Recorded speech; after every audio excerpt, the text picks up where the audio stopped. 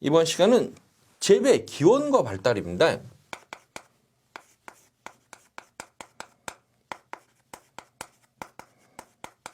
기원 이러면 이 재배가 어디서 시작됐느냐 하는 게 기원이죠. 그리고 시작된 데서 이제 점점 이 발달되는 과정. 어찌 보면 이제 그 농업사하고 연관된 내용들이 조금 나오는데 먼저 이 재배 기원부터 한번 보죠. 이 원시 농업은 언제 시작됐느냐 해서 이 원시 이 축산 원시인들이 예전에 뭐 신석기, 구석기 요때 이 원시인들이 축산을 과연 어떻게 시작했을까 하는 얘기입니다. 이 인구의 증가로 인하여 식량의 필요량은 증가하지만 수렵 가능한 동물은 감소함에 따라 야생동물 및 조류를 길들여 사육하면서 시작되었을 것이다 라고 보는 거예요. 그리고 농경은 증가하는 인구에 따라 식량의 안전적 공급을 위해 식물 중 이용 가치가 높은 식물을 근처에 옮겨 심거나 씨를 뿌려 가꾸는 방법을 알면서 시작되었을 것이다. 그러겠죠.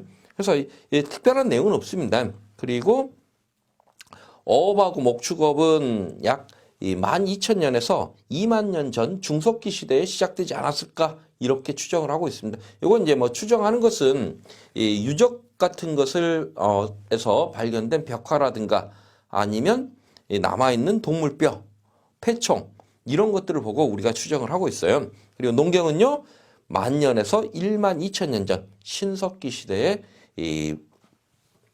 로 추정을 하고 있습니다. 그러면 각각 어디에서 이 농경이 시작되었을까라고 이 출발점을 보는데 그것을 발상지라고 표현하고 있어요.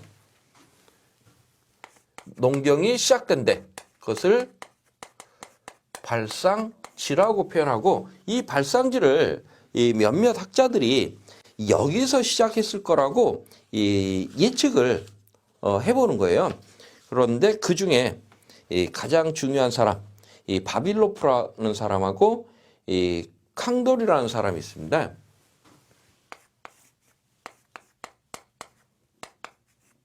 드캉돌이라고 표현하죠. 그리고 바빌로프. 그래서 이 바빌로프라는 사람은 이렇게 주요 작물의 이 발상지를 상갑으로 봤고요.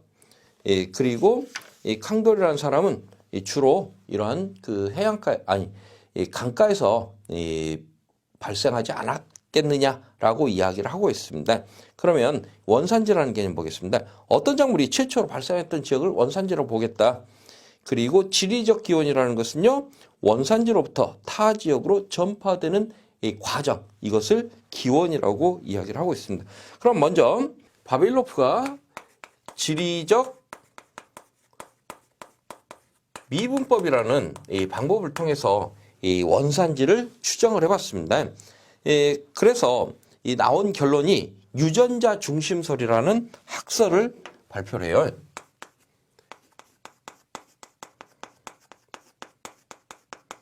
그래서 이제 가장 많이 나오는 것 중에 하나가 요 파트에서는 요겁니다. 바빌로프가 유전자 중심설을 발표를 했다. 그러면 유전자 중심설이란 뭐냐? 내용 한번 보죠. 재배식물의 기원지를 1차 중심지, 2차 중심지로 구분하고 1차 중심지에는 우성형질이 많이 나타나고 2차 중심지에서는 열성형질과 그 지역 특징적 우성형질이 나타난다. 또 우성 유전자 분포 중심지를 원산주로 추정하는 학설로 우성 유전자 중심설이라고도 한다. 그래서 이것을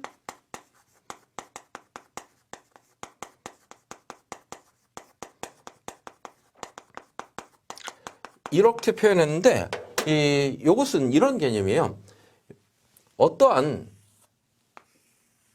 여기가 1차 중심지라고 봤더니 여기에는 우성 유전자가 많이 있더라. 그러면 만약에 여기가 원산지라면 여기로부터 이렇게 다른 지역으로 전파돼 나가겠죠. 그래서 전파돼 나간 데를 여기를 2차 중심지로 보는 겁니다.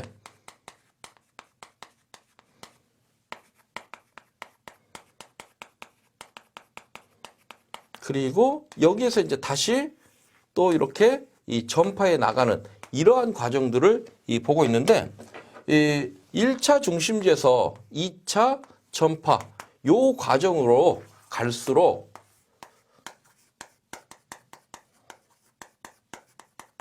이 우성 유전자는 감소하고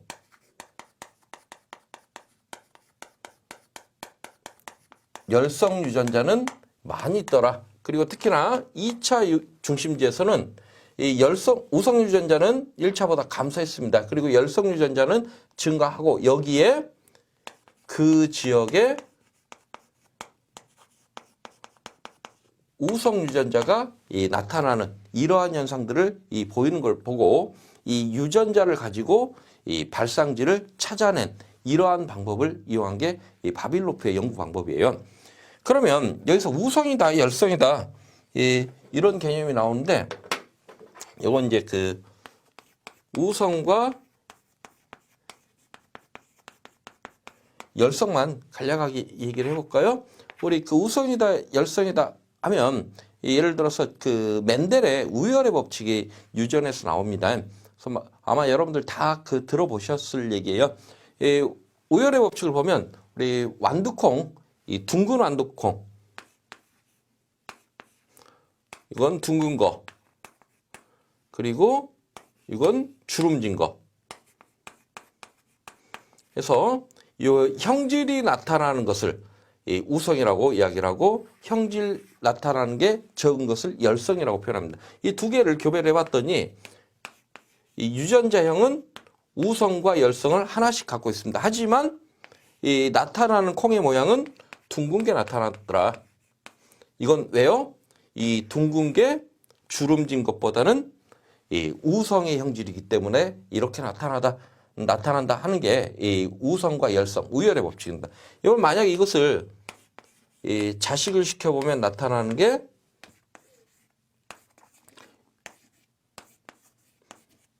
유전자형은 이렇게 나타납니다. 그런데 이것은 둥글고 이것도 둥글죠. 그래서 세 개는 둥글고 하나만 주름이 나타나는데 이것은 열성 이렇게 모였기 때문에 이 주름진 게 나타나더라. 그래서 결국 이 우성을 포함하고 있다면 지금 형질이 나타나는 그러한 유전자 포함이 많다는 얘기고요. 그리고 멀리 가면 갈수록 1차 중심지에서 2차 중심지, 3차, 4차로 멀리 가면 갈수록 이러한 이 열성 형질이 나타나는 것을 가지고 지금 지리적으로 어느 지역이 이 작물에 처음 재배지었을 것이다라고 예측한 이러한 방법이 지금 바빌로프의 방법입니다. 그러면 다음 페이지 보시면 주요 작물의 재배 기원 중심지라는 게 나오죠. 그래서 이 바빌로프가 이러한 연구를 통해서 중심지를,